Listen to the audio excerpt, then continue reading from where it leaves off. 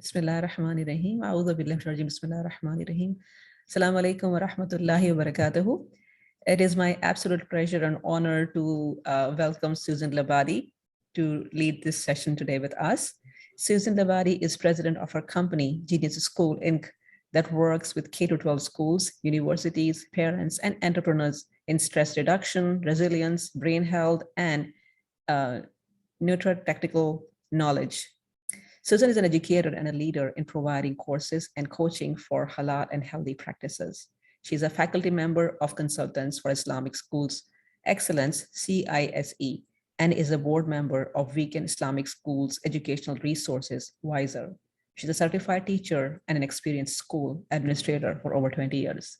Thank you, Susan, for being with us today. I'll let you take over. Thank you so much. Assalamu alaikum, everyone. All right, let's begin. Today, we're going to be talking about marketing your school's strengths. And it's something that I think we initially had scheduled this presentation for March, because that's oftentimes the time when schools are looking to begin their re-enrollment for the following year. But circumstances as they were, we had a schedule shift. And so it is Ramadan, very center of Ramadan right now. And so it's still not too late, because as you will find, marketing is something that you need to do on an ongoing basis year-round, not just when you're looking for re-enrollment. So a little bit about me. I mean, I'm an educator and I've been an administrator, and I have my own company called Genius School.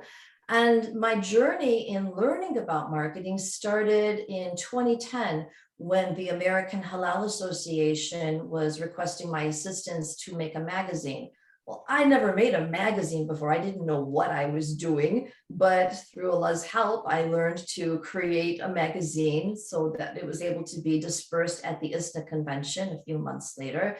And I started doing social media for the American Halal Association. Subsequent to that, I met wonderful people with the American Muslim Consumer Consortium, the AMCC, as you see on the left, and was a board member of them, and also helped with their social media, promoting events that they did annually to help people understand the importance of Muslim entrepreneurs. And then after that, we had work with the American Halal Council, of which again, I sat on the board.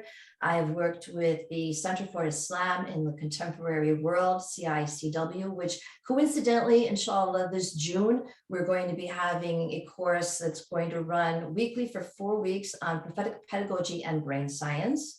I also have my character coach certification from Brother Wadood's Define organization, Define Online. And many years now, starting in 2005, I have helped to promote for ISNA's Education Forum, have served on the board of CISNA, again, doing social media for them. As was mentioned in my bio, Consultants for Islamic School Excellence, SISE, I'm on the faculty and occasionally do some social media promotions for them. I am, since I left working with schools directly, also expanded into becoming a Dr. Amen brain health trainer.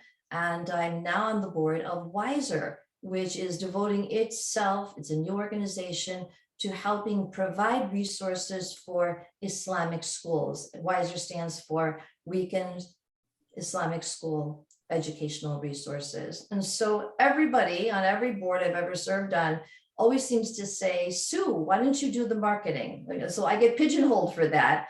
And along the way, I've learned a few things which I'm going to share with you today.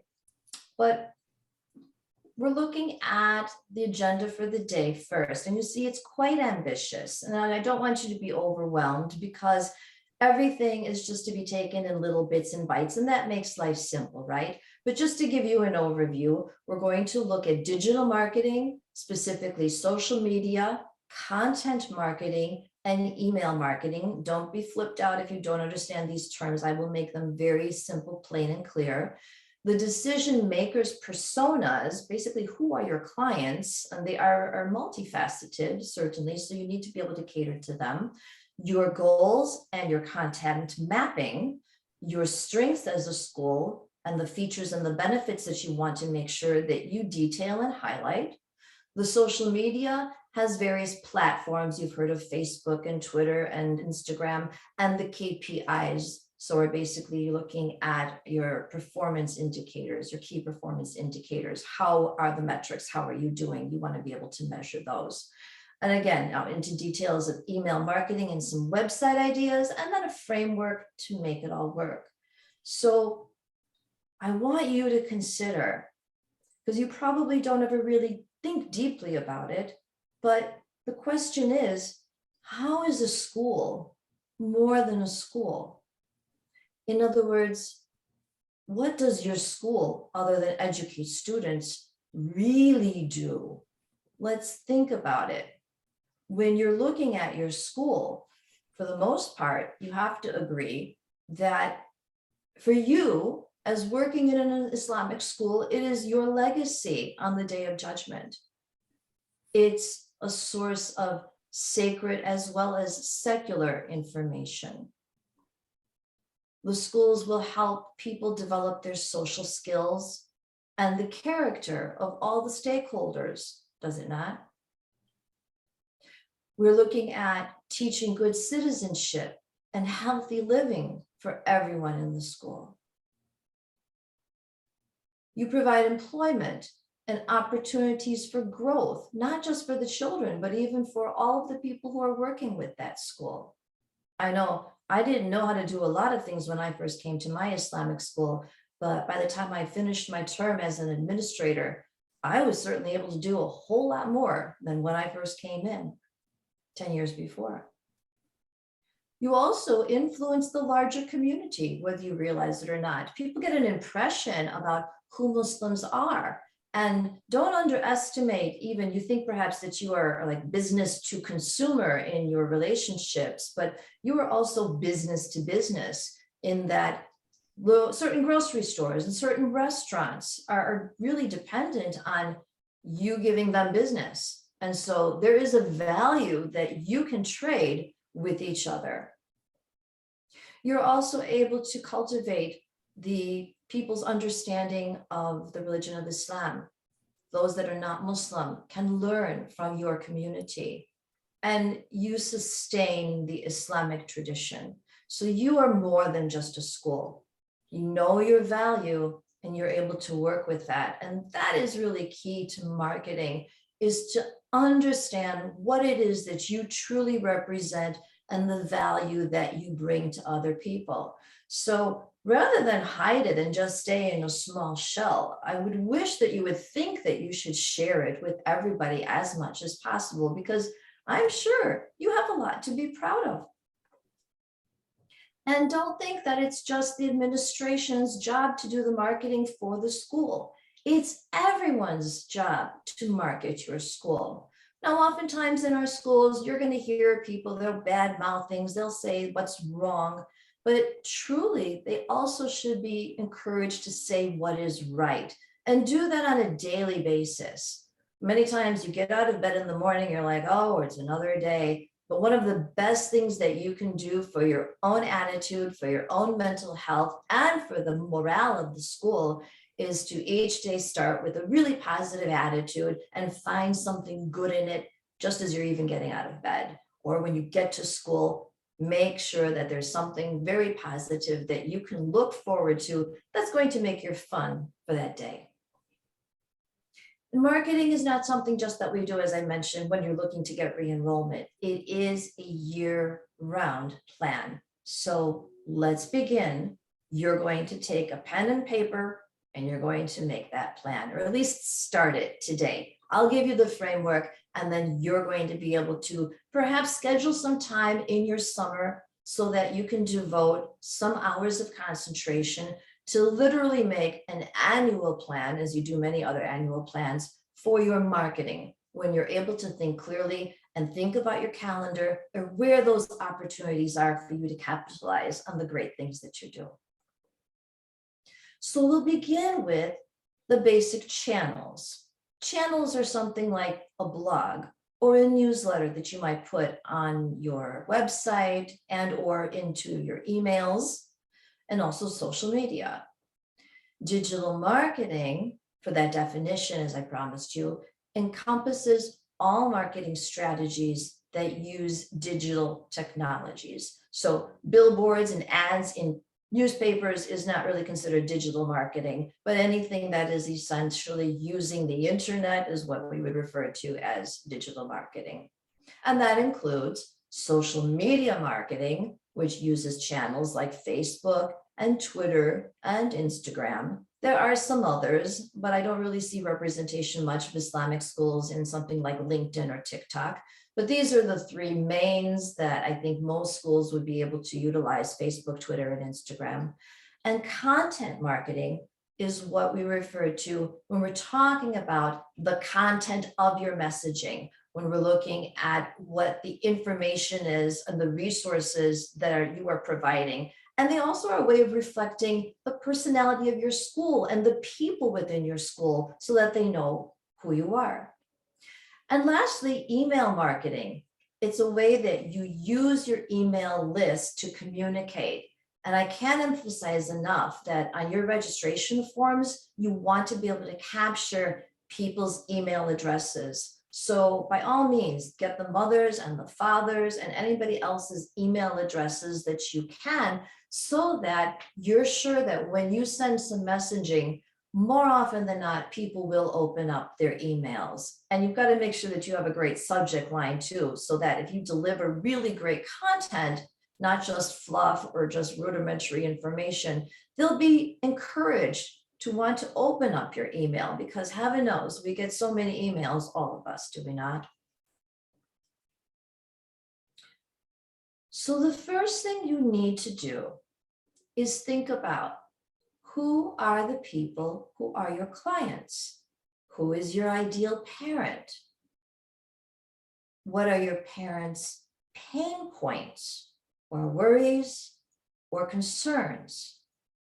Because you want to address them with authority.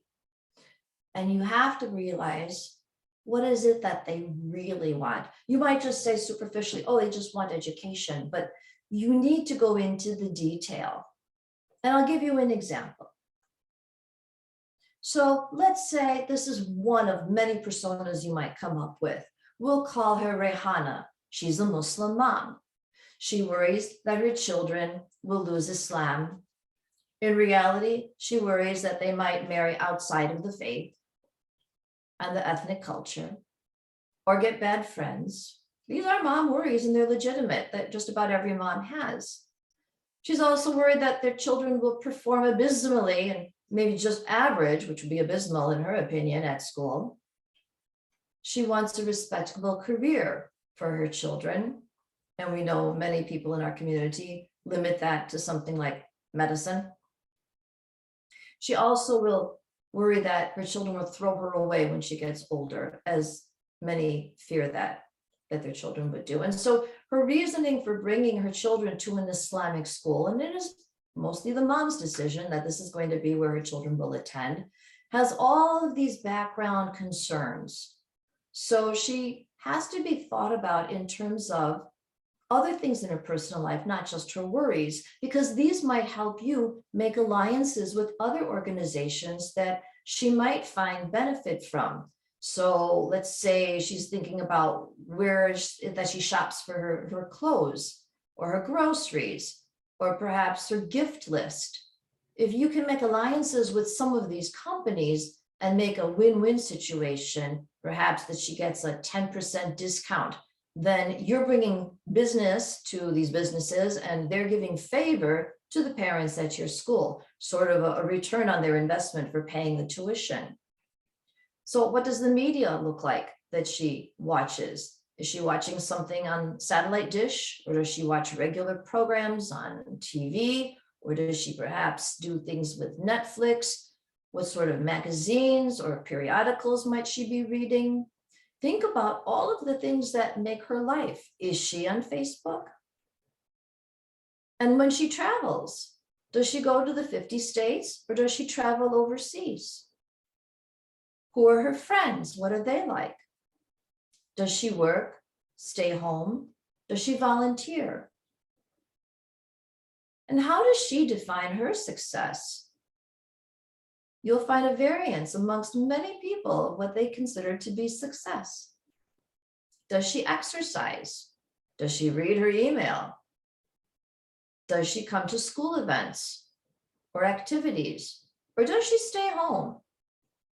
It's good to create a persona like this so that you can more fully understand what it is that your client worries about and likes and needs, so that perhaps your school can offer these things to her. Now, I want you to come up with some of your own other personas. And here are just some examples. And I hope not to offend, but just to sort of make a little, I think, awareness that your personas are certainly not monolithic. Take Nadia. Nadia happens to be my daughter. She's a young mom. Or Aisha, she's the executive mom. Or Bilal, he's got his children in school. He's the divorced dad. Or Suhair, she's a teacher mom. Certainly you have lots of teachers and they're clients to your school as well, are they not? They could take their business someplace else if they chose to, if you have competition. Or Fauzia, she's an immigrant mom.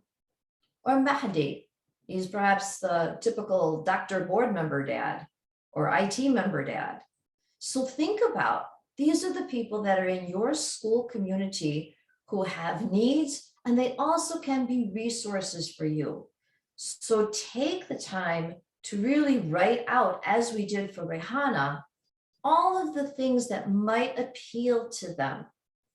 And it might not just be shopping discounts, it might be programming that you might be able to provide through your school, so that you are basically helping to reinforce the feeling of community. Because this is our greatest asset, is that we provide the village. I know that when I was working as a teacher and administrator, that I had all the aunties in the school, in the sense the village, for my kids, and they felt that. So there was always somebody that they could go to, and if I was really busy doing my work, I could trust that if my kids were into something that they shouldn't be doing, I would get a report on it, because we watch out for each other. So you have this certainly in your school. So make sure that you value making your personas.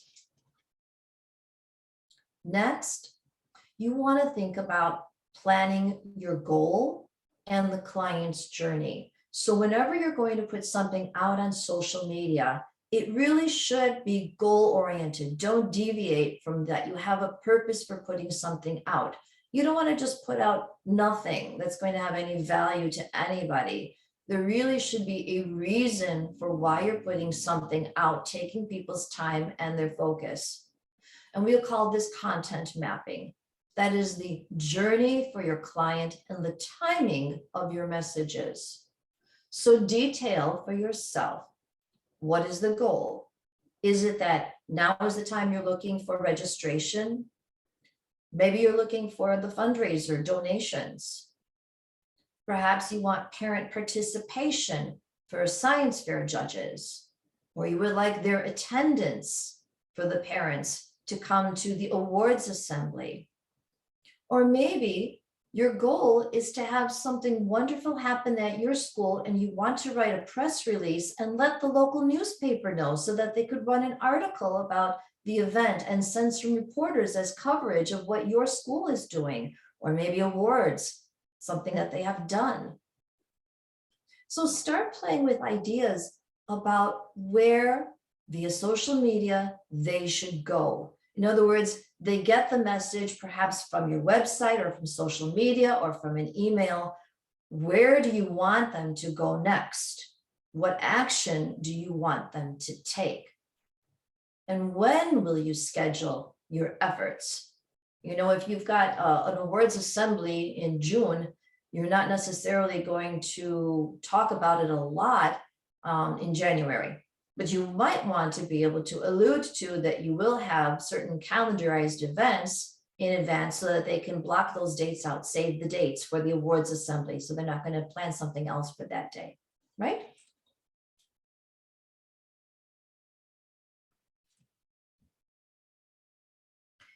And in order to talk about your school and the journey that they're going to take, you want to be able to itemize, as we did in the beginning, what are your school's strengths? What is it that your school is more than just a school?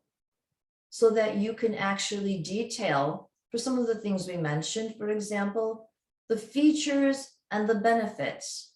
So let's say you're looking at the science fair.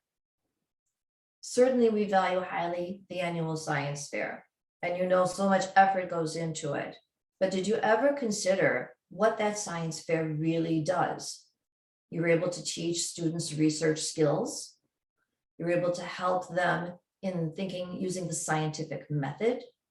You're able to hone their presentation skills to stand on their two little feet and to be able to deliver verbally a speech or some message, and to handle the stress that comes with that, and to also work cooperatively with a partner if they choose to have one. So many things come from this. And if they are fortunate winners of your science fair and they go on to regional science fairs, they will have the opportunity to see other students from other schools and other science fair projects, and to enjoy a larger competition than just within your smaller school.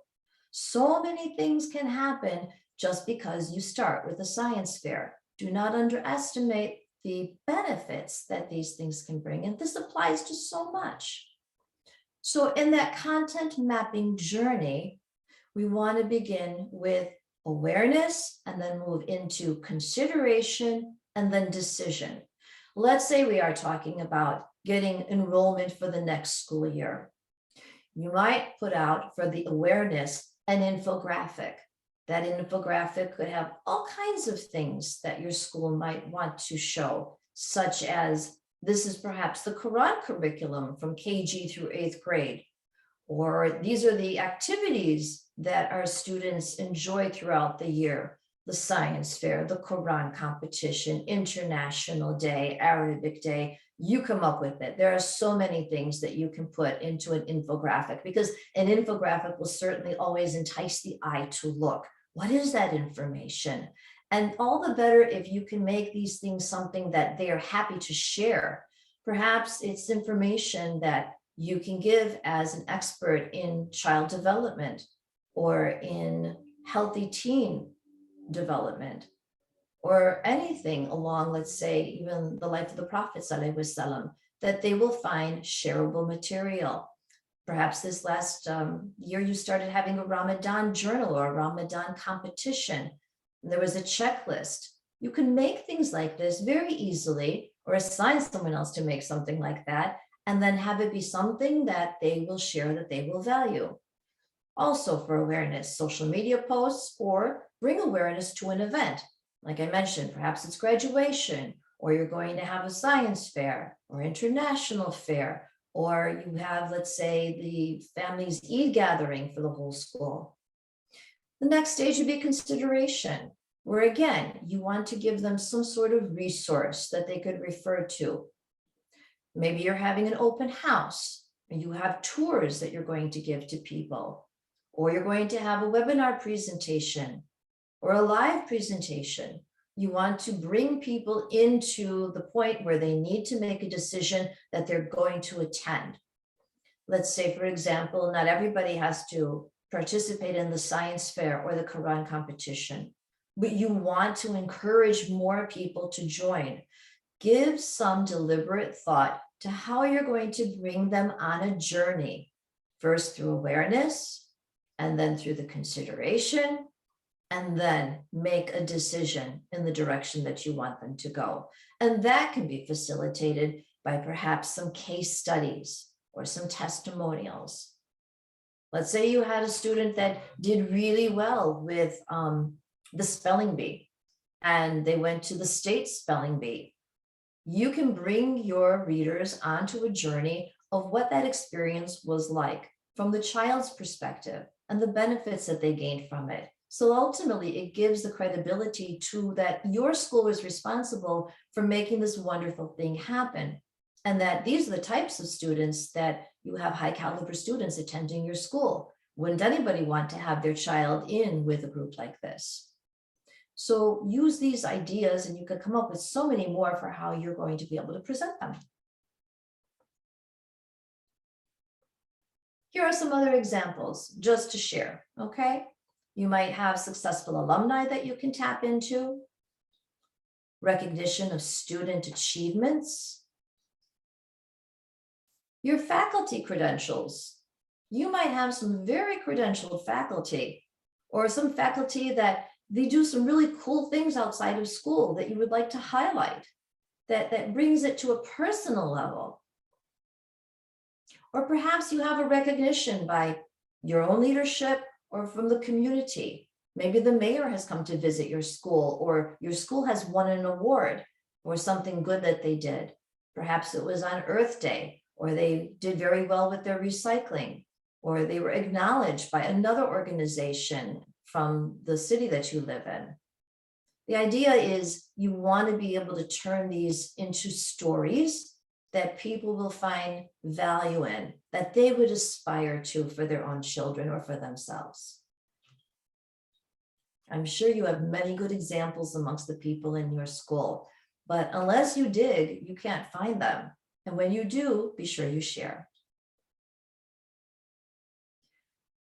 Sometimes there are Islamic schools that have competition from other Islamic schools, or perhaps you've got a local public school that has a really stellar reputation. You need to differentiate. So let's say you have a really great public school system. That's all well and good. And I'm sure they're well funded. Maybe you're not as much, right? That seems to be the case. But consider that your school is able to provide your students the sacred sciences, Quran, Arabic, Islamic studies. This is a huge differentiator for many Muslim parents. So look at your calendar of events that you have and think about how it is that maybe you have something that those other schools don't have, or perhaps you can create something that the other school doesn't have, so that you're able to bring people awareness as to what differentiates your school from any other competition. Because in the city of Chicago, where I live, there are many Islamic schools that many parents are able to choose from. And they oftentimes want to know, well, I have a choice between two schools because perhaps I'm equidistant or close enough to two of them. Which one would be the better? How do they differ? It's up to you to give that information rather than relying on hearsay from other people. So make sure that your messages are very clear and direct and specific, and show yourself for what you can do. Try to interview the students, the parents, and the teachers for their favorite days and activities of each year.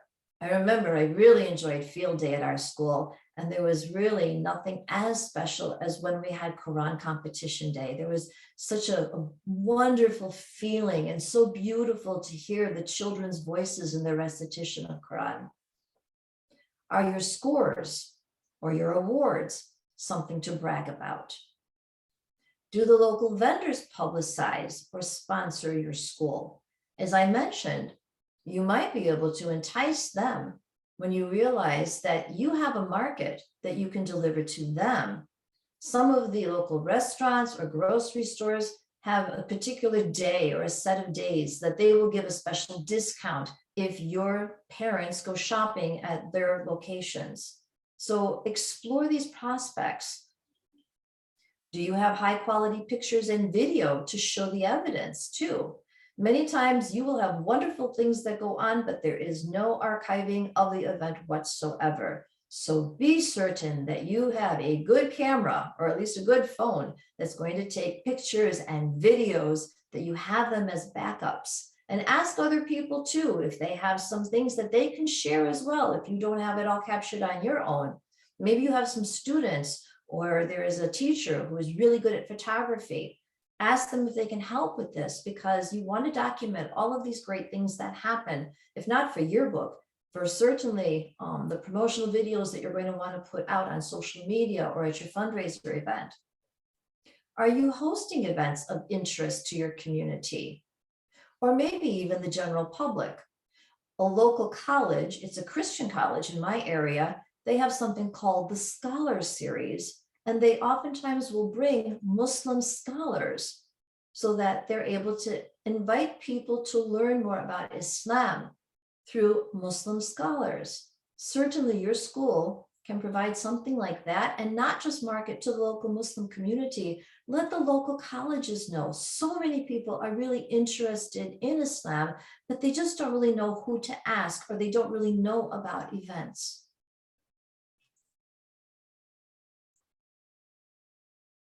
When it comes to social media, 67% of consumers are more likely to spend more on a brand that they follow. So do not underestimate the value of using social media. You really should have some social media accounts, and they should always be monitored. But this is the beauty of social media. Here's your school, and it theoretically can have as much sway as a school like Stanford University. Because when it comes to social media, granted, Stanford might have a bigger budget for advertising, but your local school, because of the algorithm, they're going to be able to still be seen just as well as Stanford University for your demographic. So it's worth it to put yourself into that sphere where you are topmost of people's mind and you have the ability to show visual evidence of the great things that you do. Platforms like Facebook and Twitter and Instagram allow individuals, organizations, and businesses to follow each other and engage in conversations and share content. So let's look at a few specifics. Facebook, now known as Meta, is an oldie but goodie. Instagram, also owned by Facebook, it uses business accounts to the best degree where you're able to get the data back.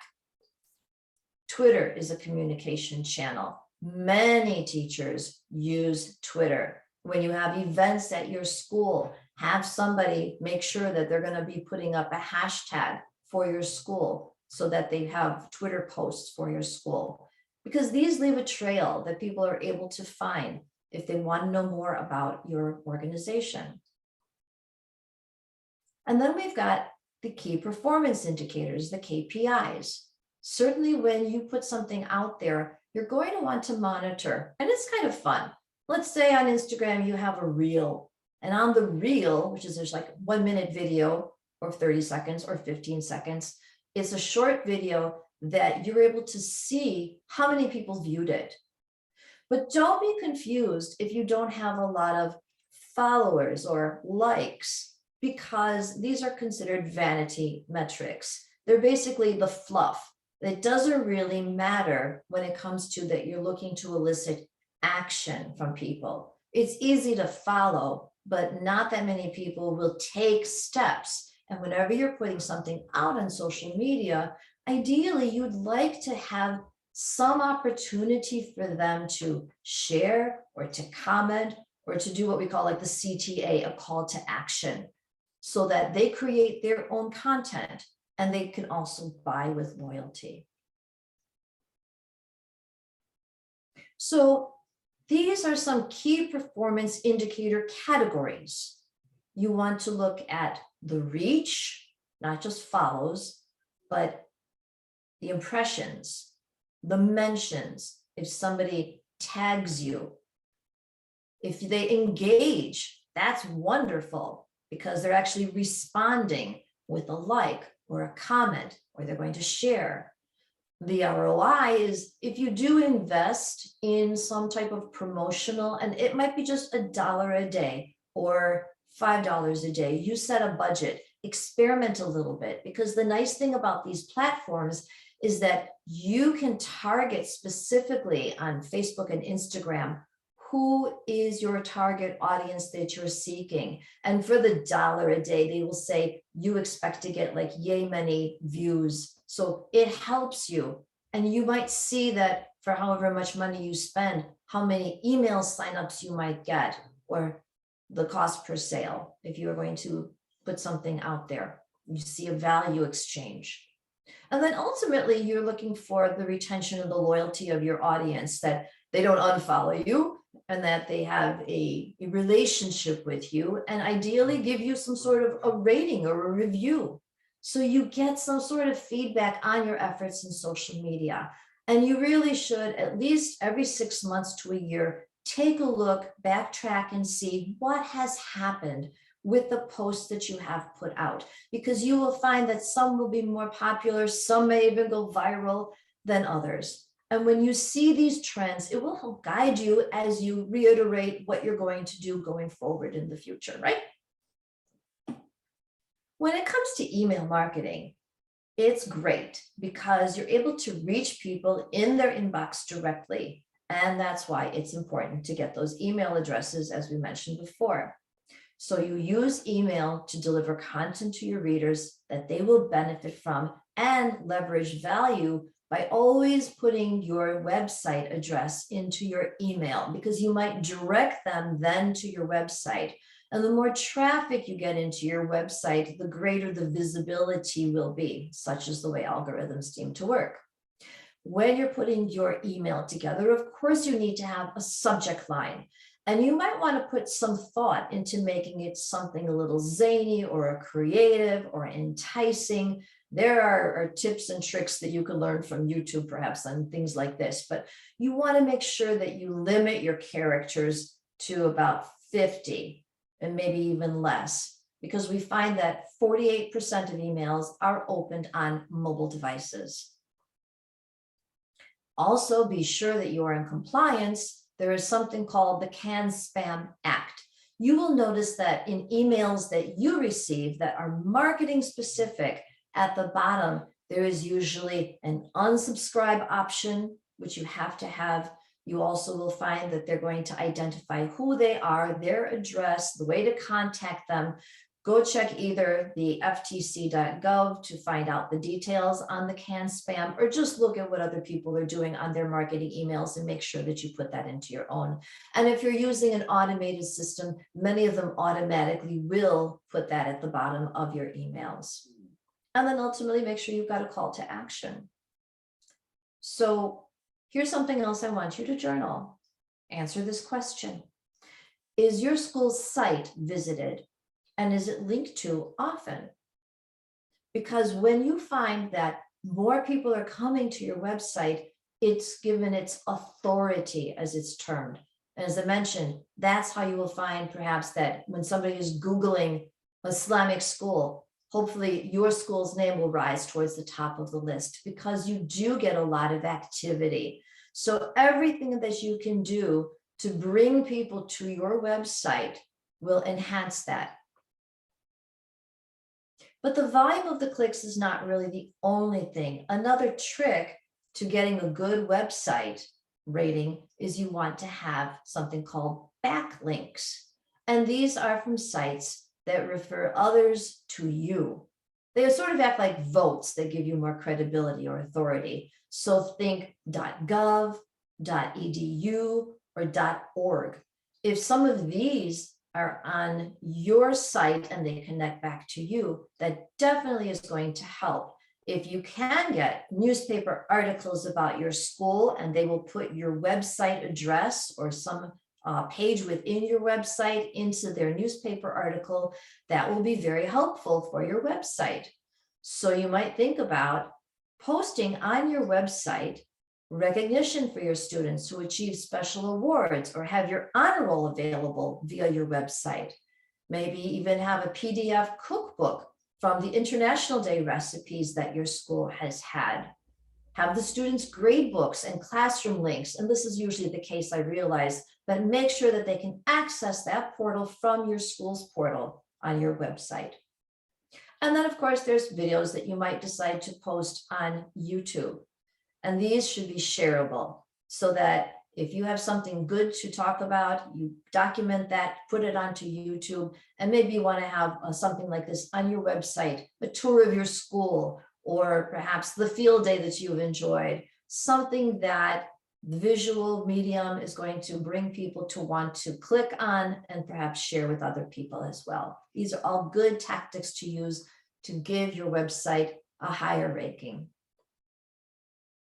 Now, ultimately, I'm sure you're looking at who's going to do all this work. You are obviously going to be overwhelmed with all of the things that you need to do, but this is the key. You are going to be the planner and you're going to be the vetter.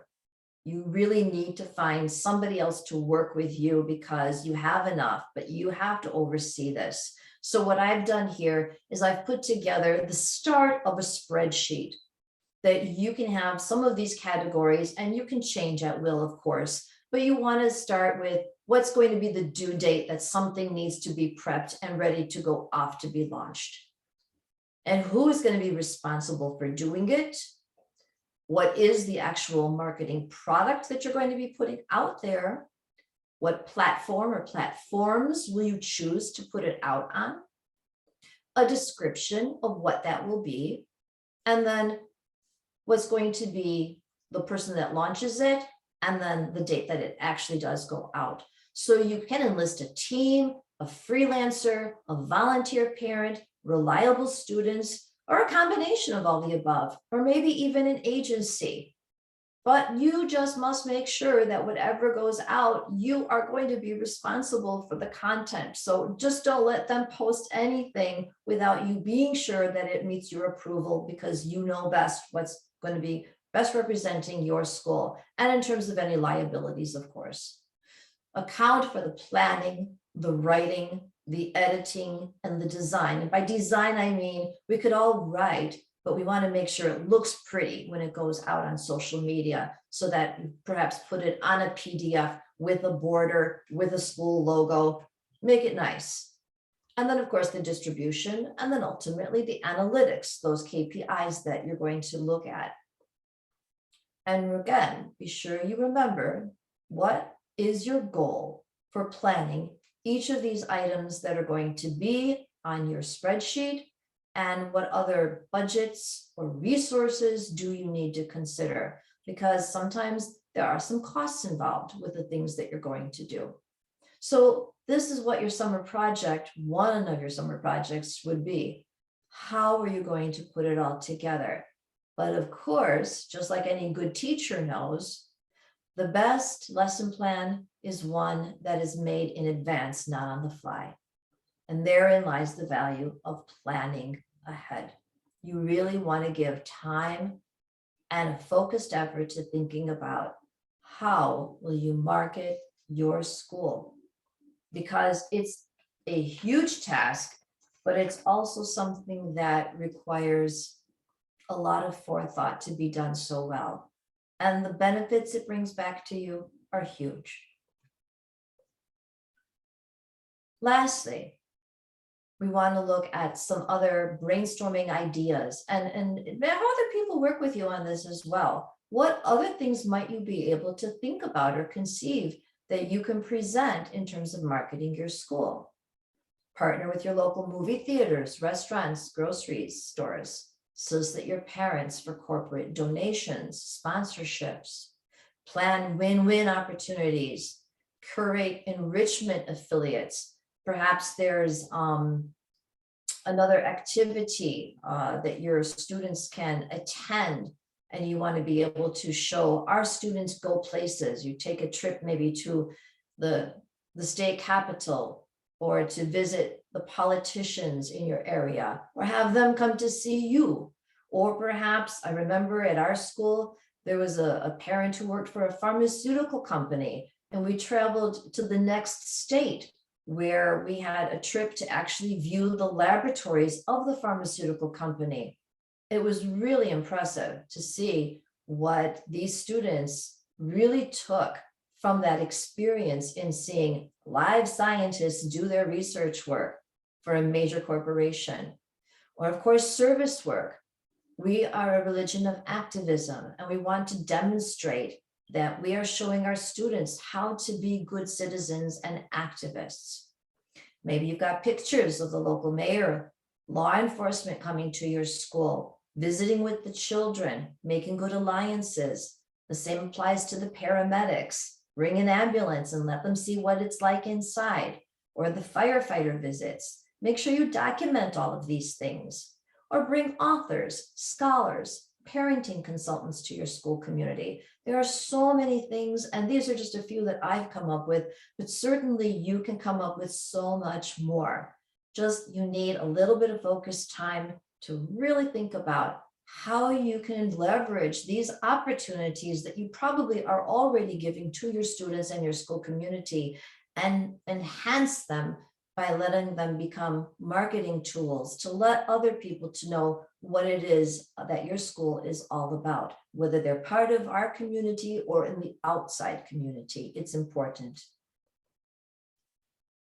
And so that's what we've had for today. We covered a lot of material, but I hope that you will catch the replay so that you can capture these things that you can do to improve the marketing of your school and show your school's strengths. It's everyone's job to market your school. It requires a year-round plan. Digital marketing is social media, content marketing, and email marketing that we've highlighted. You have to look at your decision makers' personas. Consider your goals of what you want people to do each time you're putting out something, and the content mapping. Bring awareness, then get them into the consideration stage, and then the decision stages. Your strengths, what are the features that your school has, and go in deep on what those benefits can be from the perspective of your students. Social media, we have the platforms that we've discussed, the KPIs and the CTA. I hope you remember what those stand for. Your categories of KPIs are the reach, the engage, the ROI, and then retention and loyalty. And don't forget, you need to be ICANN Spam Act and compliant, and your website ideas, and finally, who's going to make it all work and document it and have it planned in advance, and then check that list off when things get done. And so I hope that you've enjoyed this little brief on marketing your school strengths, and I thank you so very much for your attendance. And may Allah bless you and continue and preserve you. And I hope you have a great end of the year. Thank you for inviting me. I really appreciated the time, and may you be blessed. Assalamu alaikum. Walaikum assalam, Susan. Wonderful presentation. I was taking notes myself, and definitely one thing I need to work on is to look into the decision makers' personas. There's something we as a school need to explore ourselves. So thank you so much for the insightful discussion and the institute. I benefited, and I'm sure the viewers that will see this presentation later, they will benefit as well. Thank you so much. I know Ramadan, it's very difficult to get people to be able to sit in anymore on something like this, but I hope that they will find value in it. Thank you so much for the invitation, and you take good care. Thank you so much. Inshallah, with this, we'll end this session today. Susan, you want to make the closing dua, inshallah? Oh, thank you so much, inshallah. Inshallah, Allah bless our schools and give us all that we need to sustain us and to improve and to show the world how important our schools are, and help us to continue to have the stamina and the feeling that we have a noble purpose in what we do. Inshallah, you will reward everyone for their efforts.